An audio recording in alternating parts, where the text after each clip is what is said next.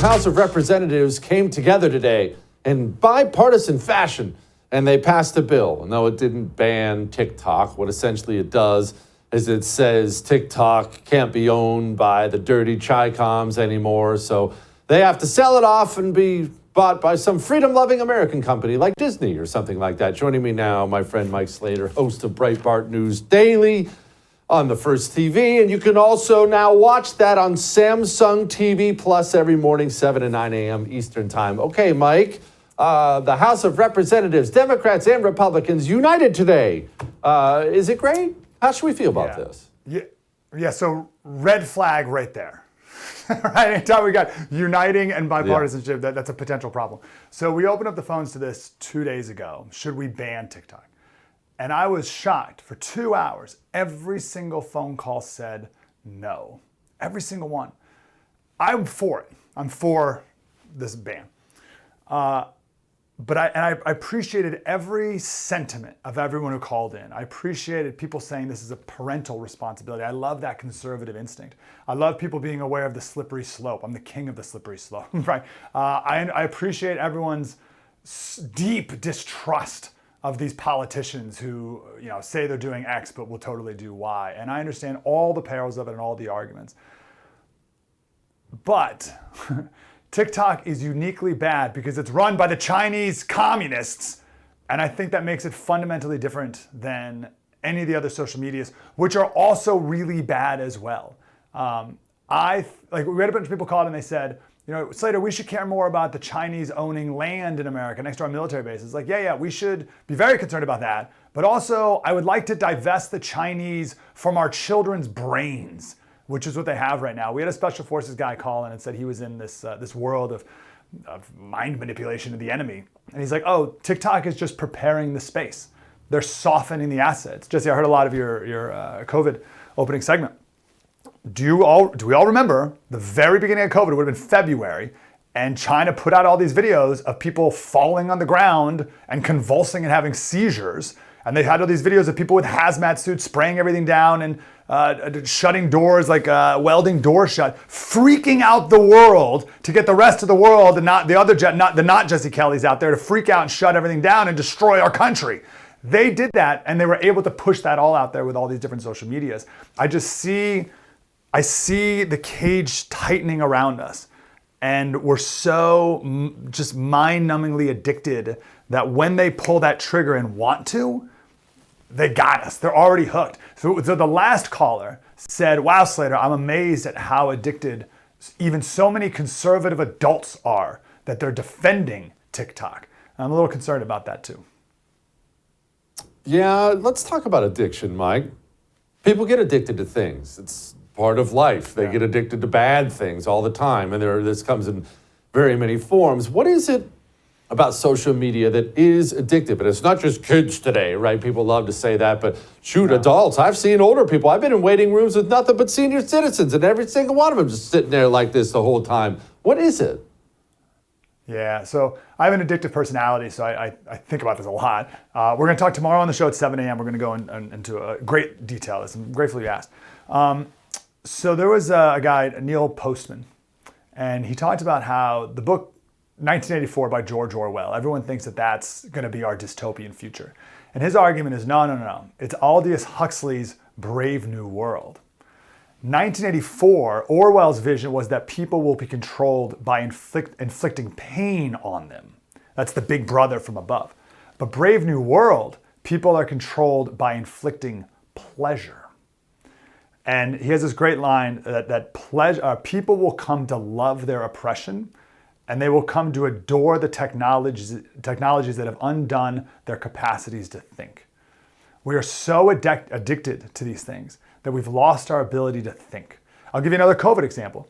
It's bread in circuses, right? That's what Juvenal 2,000 years ago talked about, how the people used to be honorable and they used to have investment in their country and their nation, and they used to care about civics and society 2,000 years ago. But now all you need to give people is bread in circuses.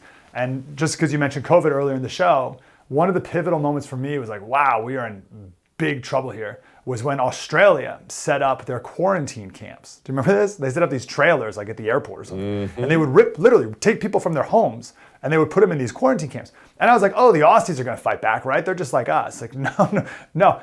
And these people kept saying, well, it's okay, I guess. It's actually kind of fun because they give us free food and Netflix. That's bread and circuses. Like that's like literally it. You can rip me from my home, but give me Netflix and it's okay or even good. I'll leave you one last story, Jesse. So we're gonna talk more about this tomorrow, but I think a lot of conservatives know the story of how Ben Franklin wanted the seal of America to be Moses, with the Red Sea parting and the Israelites away from Pharaoh, and like we're the second great exodus from tyranny, and we use that argument as like we used to be a Christian nation, and even Ben Franklin, like the secular founder, wanted that to be so. So he wanted that to be the seal of America. John Adams had a proposal. John Adams wanted the seal of America to be Hercules. He wanted this picture of Hercules with two women, and one of the women was offering him a difficult path up a mountain. And the other woman was offering him the perfect path of ease and comfort. And if he takes this path, and she's all seductive whenever she's drawn, she's all like half naked. And she says, come with me, you can have whatever you want. And you can steal the fruits of others' toil, and you can do it. You can have anything in your whole world, and everything will be so soft and easy for you. And he's like, what's your name? She says, oh, my name is Happiness. Some people call me Vice. And he chose the other woman. He chose the woman who was named Virtue, even though it required hiking up the mountain, right?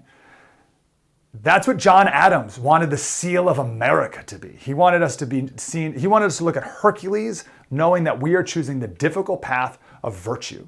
Social media is the easy path, right? It's the path of comfort and dopamine and the quick hit and the distraction. And it makes us weak. Social media makes us weak.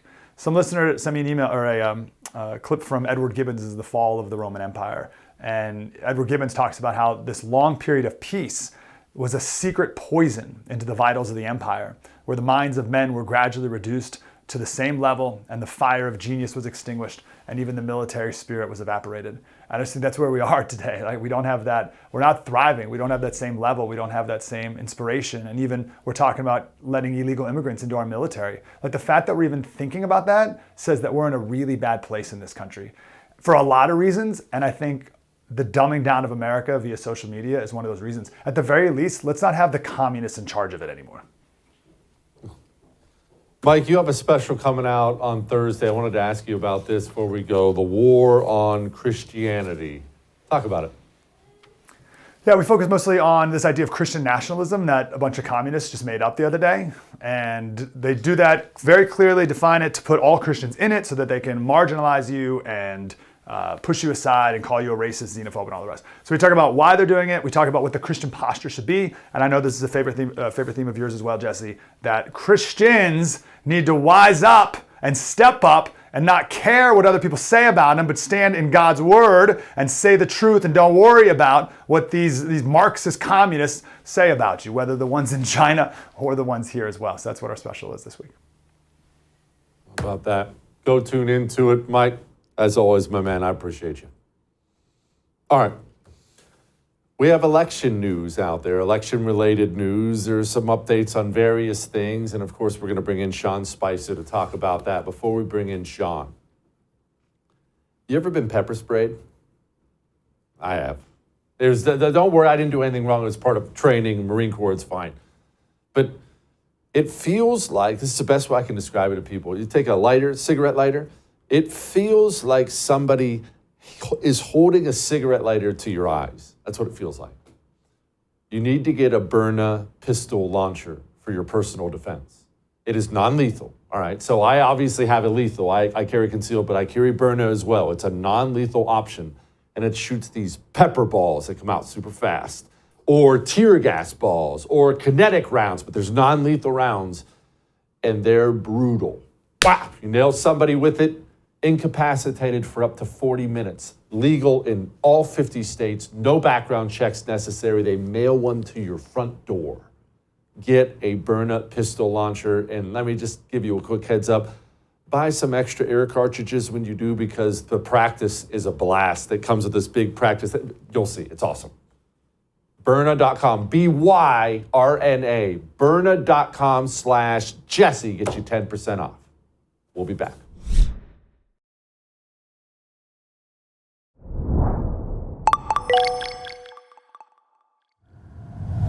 Okay, we have good news and bad news and outstanding news. Good news is Ken Buck is leaving. Bad news is our majority, which was already that slim, just got even slimmer. Why is he even leaving now? The great news is, of course, the great Sean Spicer can be seen on Samsung TV Plus, 7 p.m. Eastern time on the first, Monday through Friday. Sean, okay, Ken Buck is not someone I'm personally fond of. I'm not going to put that on you. I just cannot stand that sniveling little weasel. Why would you retire now exactly, Sean? Could you maybe walk me through that? No, because I don't know why.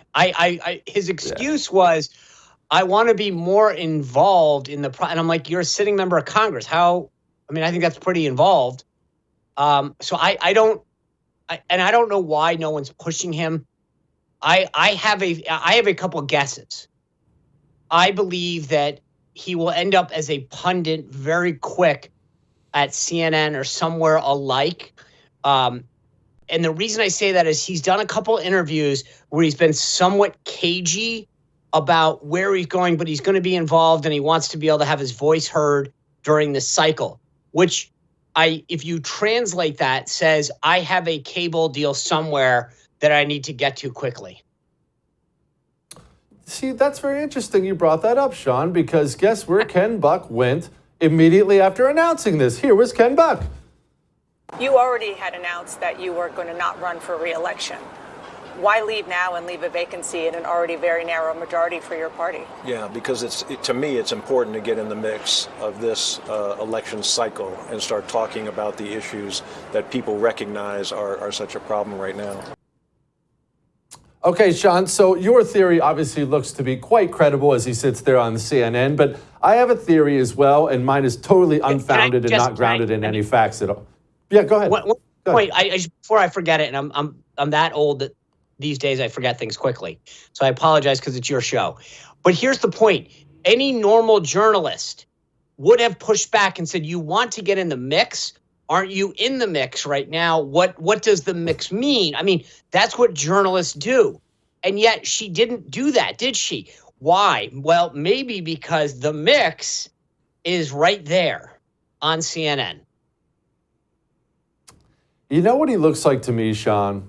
He looks like somebody who's been compromised in some way. That's what he looks like to me. And I really genuinely mean that. His voting record has not traditionally been really bad in the House. He's been okay. And then he flipped a switch a few months ago. Christopher Wray sat in front of him, and he practically got to second base with Christopher Wray when he was supposed to be interrogating him. He's running to the media every other day talking about how Trump's evil and this impeachment stuff sucks. He turned into a water boy for the regime like that. And that doesn't just happen for no reason, Sean. I'm telling you right now, that guy's compromised in some way. I don't know what way. Well, that's why my theory, I think, makes sense. Because if you know that you're going to CNN or somewhere where you have to show that you're technically a Republican but that hates Republicans, then here's my audition for you, right? I think that's what they need. They want you to show that you're on the team that they can. I mean, look, I've always thought these people who go over to CNN and MSNBC, you're being rented. You are providing them something that they need in the short term, which is to say, yes, technically we have Republicans on, but they all bash the Republican Party. They bash conservative America First principles. And they bash, obviously, the only way that you start that conversation is by saying how much you hate Donald Trump. Sean, are we going to lose the House? Are we going to lose the Senate? What does the map look like for 2024? Everyone focuses on the top of the ticket. It happens. It's a presidential election year, but there are other fish to fry. What's our House and Senate odds look like? So let's start with the good news. The good news is the Senate. We only need to pick up 2 seats there. The nice thing is, I mean, whether it's Ohio, the Sherrod Brown seat, we got a strong candidate. I think Bernie Moreno makes it out of the primary there. Very strongly supported by the Trump team, J.D. Vance, et cetera. Montana, great candidate there. Kevin Shee. former who's just fantastic. So that's a great pickup potential for us. West Virginia, we already have. I mean, the Democrats pretty much don't have a candidate. I believe Governor Jim Justice will be the nominee there. That's a pickup. I mean, that's a almost like literally a guaranteed pickup where Joe Manchin has retired from. Then you've got seats in Wisconsin, Pennsylvania, Nevada that are very much in play. So what I will tell you is I feel very good about having at least the Senate, which is a check against any potential problems it could have. Do I worry about the House? Absolutely. If I had to worry about one thing, it's maintaining a majority in the House. Here's the good thing, Jesse. I keep sprinkling in all the optimism for you. New York's Democrats could have really screwed the Republicans in redistricting. I mean, really taken it to the Mike Lawlers, the Nicole Malliotakis, Claudia Tenney, and Nick LaLota down in New York won. They didn't. They tinkered. Maybe picking up one seat. They could have picked up 4 or 5. So here's what I'll tell you. I believe the House is the jump ball right now. There's about 5 or 6 seats that Republicans can pick up that are Biden seats. The Nancy Kaptur seat in Ohio is a great opportunity there. There's a lot of seats, 5, 6, 7, where Republicans can go on the ascent. But I do worry about seats in California. I still worry about a couple. There's a new seat down in Alabama, too, that was done because the court ordered it. So I am concerned. And I will tell you, you're asking the right question, because if Donald Trump, and it's not if, it's when he returns to the White House, I was there for the beginning. Having a Republican House that can pass your policies and a Republican Senate that can pass your nominees is crucial. If you look at the first 2 years versus the second 2 years, nominees were stopped in the Senate when he didn't have control, and he was impeached twice, and none of his policies got through because the House was controlled by Democrats. If you care about Donald Trump and the America First agenda, you need to care about maintaining the majority in both houses of Congress. Sean, you are the man, brother. I appreciate you very much. All right. We have so much more. We have to get to legal stuff. What's happening with all this legal stuff? Fannie Willis, Josh Hammer joins us next. We're going to talk about that. Before he does, let's talk about protecting our money. We don't like talking about this now, but the truth is, look, you buy groceries, you buy power, you pay your power bill, you buy gas. Your dollar is getting weaker and weaker and weaker. We're all getting poorer, all of us. That's what inflation does. It gets us all. We're all getting poorer. And they're not stopping. That's the craziest thing about it. It's not just where we are. It's that no one has stopped the water from coming onto the boat yet, let alone started bailing it out. So we've got to take steps. Precious metals are the essential step because precious metals have stood the test of time. The truth is, it doesn't matter what I tell you about gold or silver. I don't have to tell you anything. A history book tells you it. There's a reason people died for it for thousands of years. In the future, 1,000 years from now, it will have value, incredible value. The dollar will not. Oxford Gold will get some in your physical possession. They'll get it in your retirement account. Give them a call. 833-995-GOLD. 833-995-GOLD. We'll be back.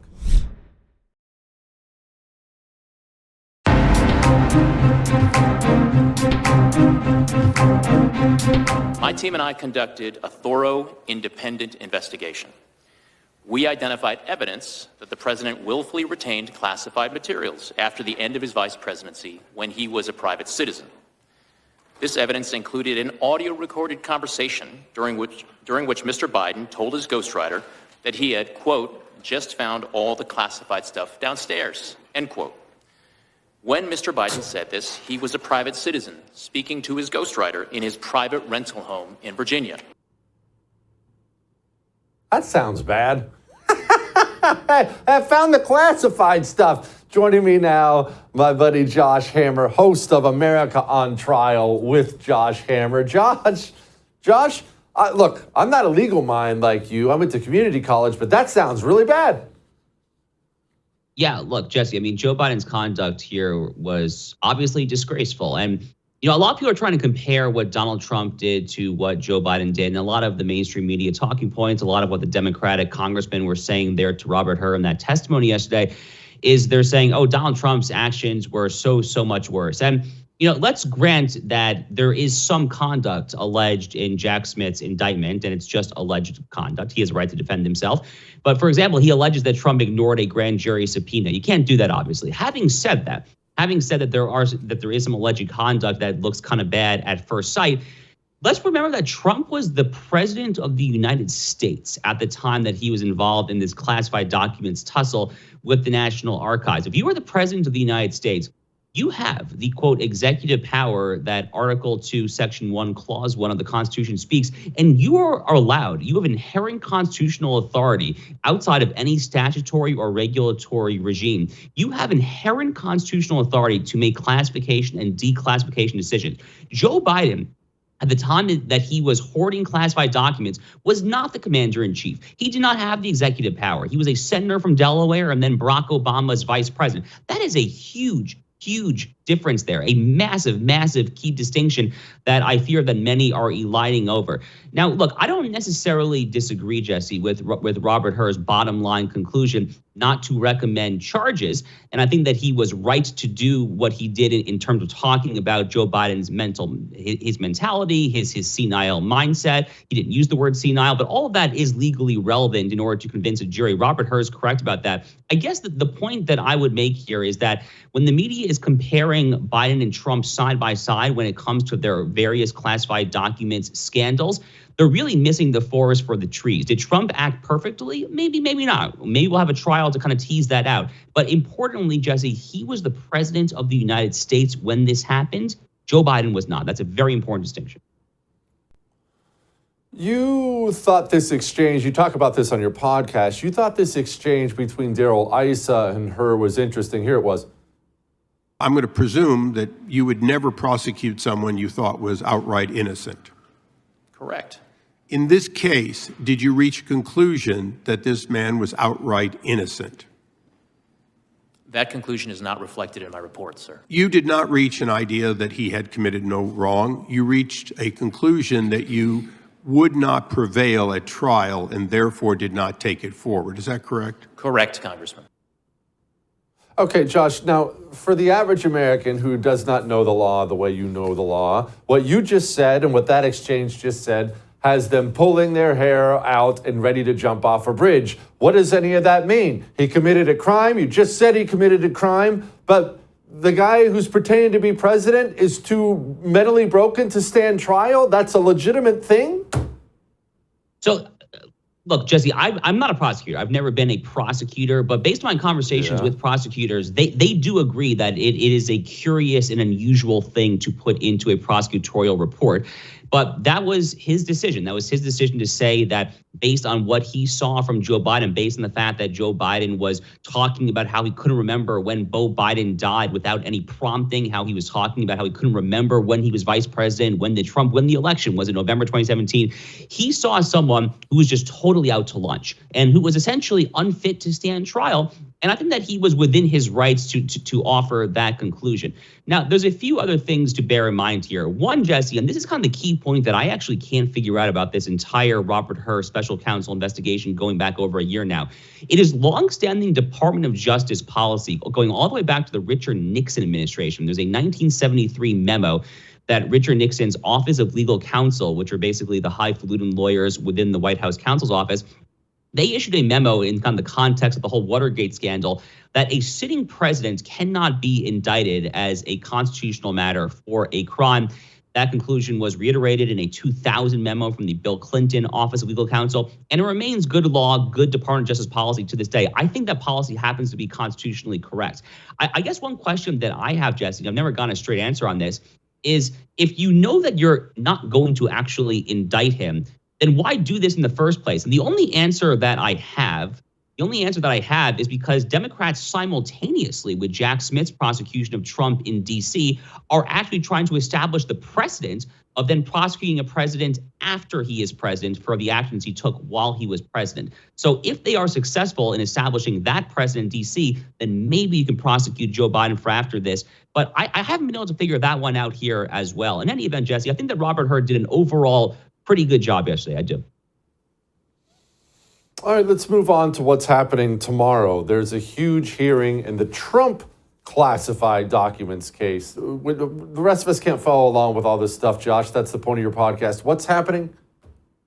Yeah, big hearing in Judge Aileen Cannon's courtroom in Fort Pierce, Florida tomorrow. So this is Trump's classified documents case. It is the lesser discussed of Donald Trump's 2 federal prosecutions. Most people talk about Jack Smith's probe in D.C., and there's going to be a huge hearing at the Supreme Court in about a month and a half when it comes to the immunity question there.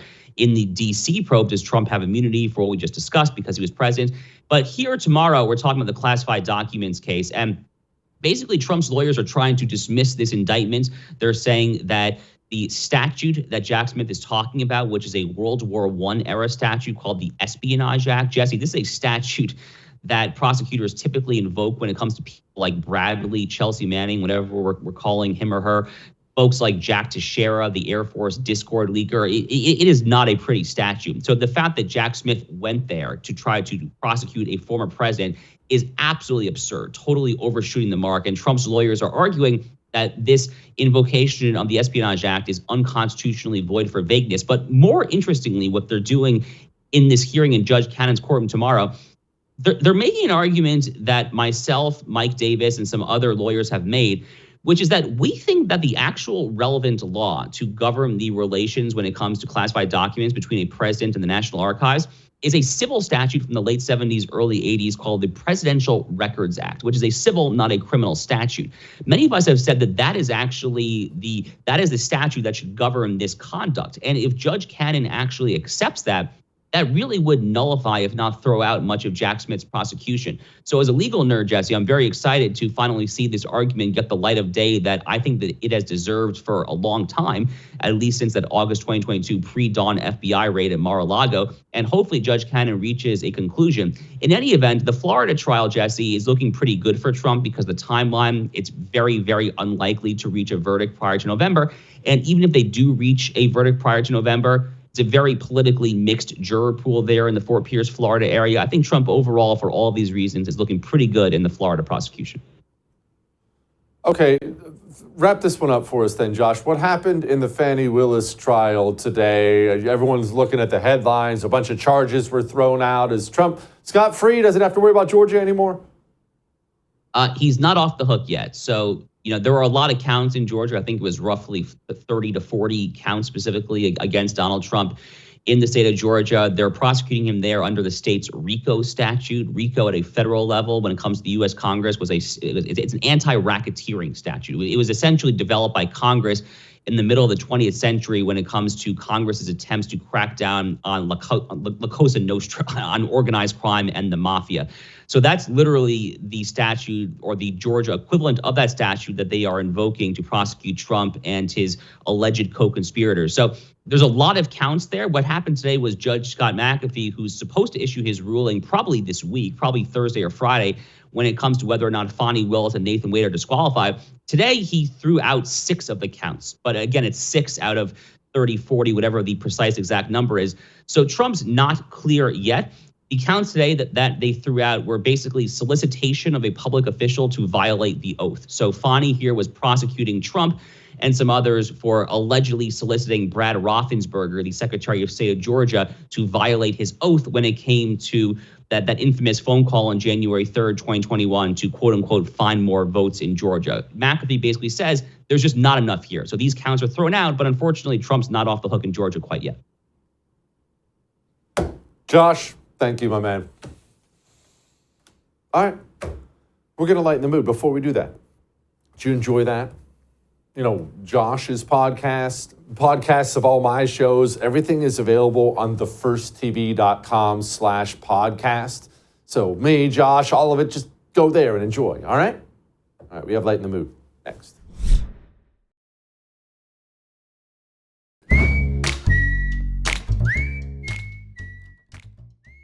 All right, let's lighten the mood.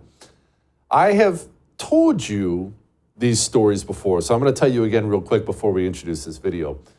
It's very common for people, as they get older, to dog on the next generation. Don't think that you're unique if you do this. Every generation has always done this. Kids today, everybody has always said that, right? And I've never liked that, Why? Because every generation has a bunch of turds and a bunch of great people in it. There's a mix. It's not as if there's the generational thing, but understandably, older Americans today think younger Americans are left-wing and they're all crazy. And I'm here to tell you this, something I didn't realize, something I'm realizing more and more. I have two sons, 13 and 15, right? So they always are hanging out with their buddies, playing and things like that. So I talk to their friends. Their friends talk to me. You can't imagine how hardcore some kids today are. There is going to be a reaction to all this insanity from our side. I'm telling you, the generation coming, they're going to make me look pillow soft. I'm telling you. See this 17-year-old flying Old Glory, baby?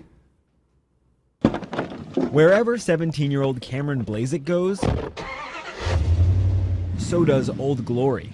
The flag itself represents this country, this beautiful country that we live in. He fastened the flag to his truck this summer. It's very strongly secured in there. I mean, you can't pull that out if you tried. It abides by the U.S. flag code. I got pulled aside by my counselor and vice principal, and they told me, hey, you got to remove the flag off the back of your truck. And I kind of looked at him, and I said, no. I said, it's not going to happen. I said, I can't. Cameron held the line.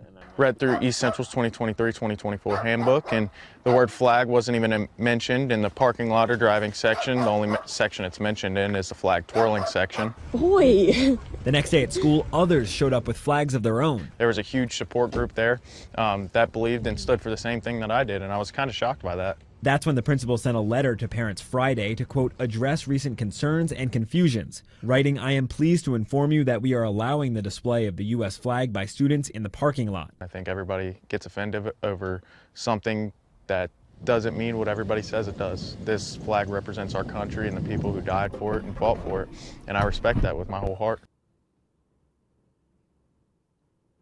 Kids are going to be all right.